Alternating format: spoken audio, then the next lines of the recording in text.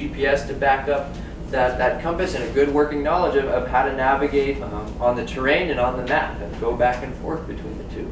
Always bringing good sun protection. The sun is really strong up there as you get up high in elevation, and with the snow cover, the snow reflects the sun back up into your face. It's really easy to get sunburn up there, so always bringing sun protection. Having good insulation, extra clothing, and having your clothing system dialed.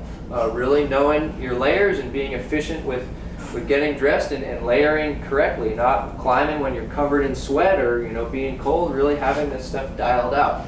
And the point I'm trying to make here is, if this stuff is new to you or unfamiliar to you, it's better to learn to deal with this stuff and become familiar with this stuff in a safer environment, like in the backpacking environment, on a nice trail in the sunshine when it's not cold. Where at Mount Shasta, if you're trying to learn these things and you don't execute them well, there's consequences. It's cold, it's big alpine terrain, so it's maybe not the best place to learn all these things. You want to come to Mount Shasta with these things pretty dialed and ready to just use. Does that make sense?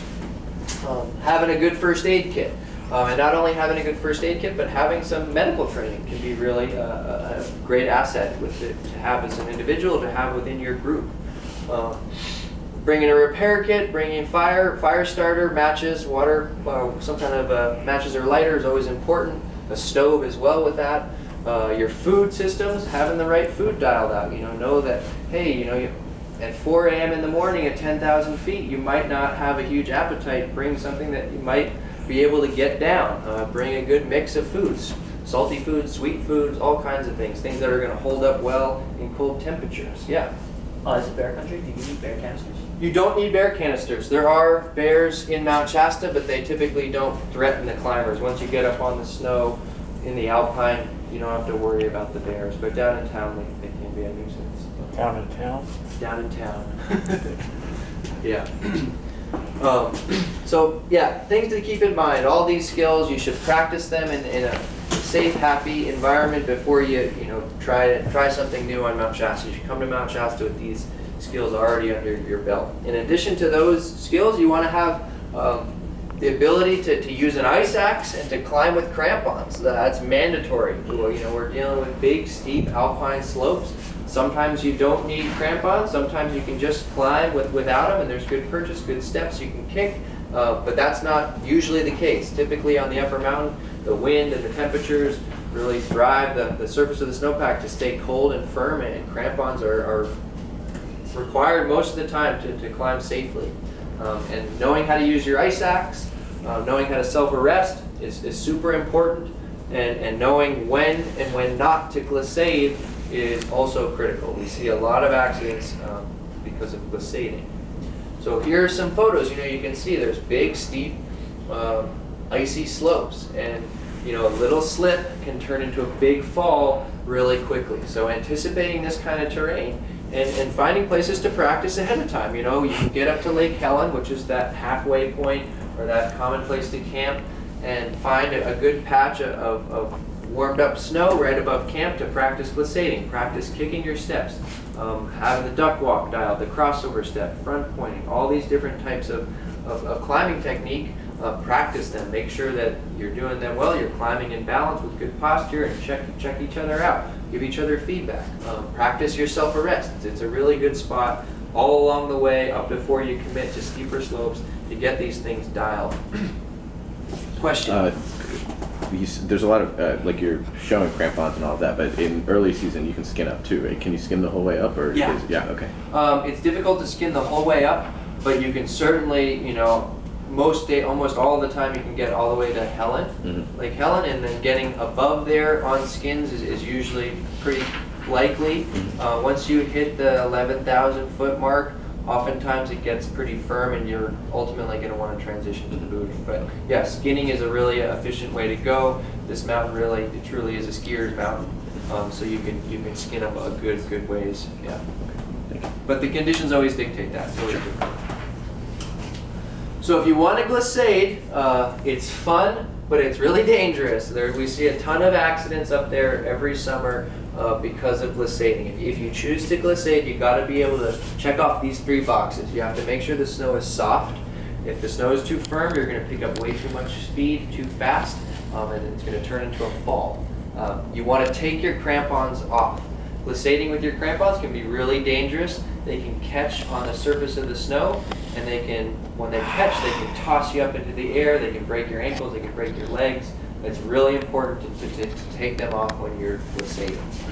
And then you have to be able to control your speed. And so what that means is using some techniques like this drawing is showing you, ruddering in with the ice axe to control your speed, but really controlling your speed means you have to be able to self-arrest.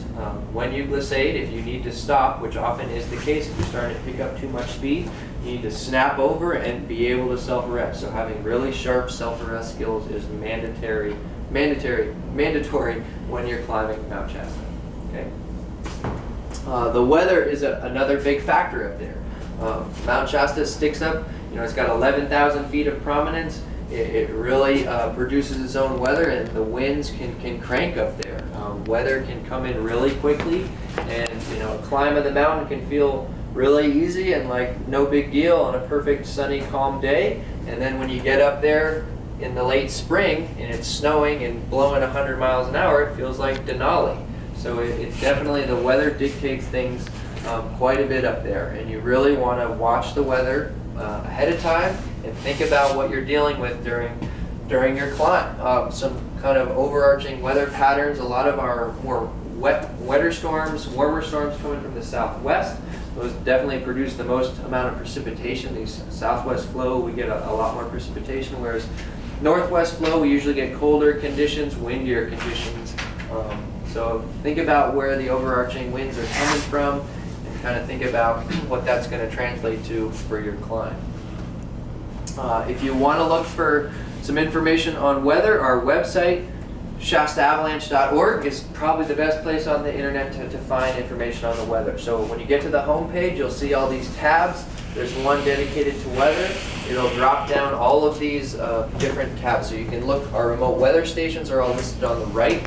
You can click there and look at the real-time data, look at wind speed, wind direction, temperature, precipitation by the hour, how much snow are we getting by the hour. You can look back 24 hours, 48 hours, a week. So there's lots of information up there. And then on the left side, you can see a bunch of different products. We've got one of the best ones is the National Weather Service out of Medford, Oregon, does a recreational forecast for the mountain. So they basically do a spot point forecast for the 6,000 foot level on the south side of Mount Shasta. So it gives you temperatures for various elevations, and then it gives you precipitation, wind, speed, and direction. So, and a little summary as well. So that's one of the best places to go. And then some other spot forecasts for various places on the mountain, different trailheads, Bunny Flat, Helen Lake. So lots of weather information. Again, it's really important to watch the weather, the couple days or weeks coming up to your climb, as well as the day up. One thing that's really important, Mount Shasta often, it's prone to lenticular clouds, which are pictured here. Basically, a lenticular cloud means two things. The winds are moving really, really, really fast, and visibility is poor. A lot of accidents happen when people climb whiteout and into bad visibility. It's really easy to get disoriented, and it's also hard to communicate. When the winds are cranking, we might be standing 3 feet apart and screaming at each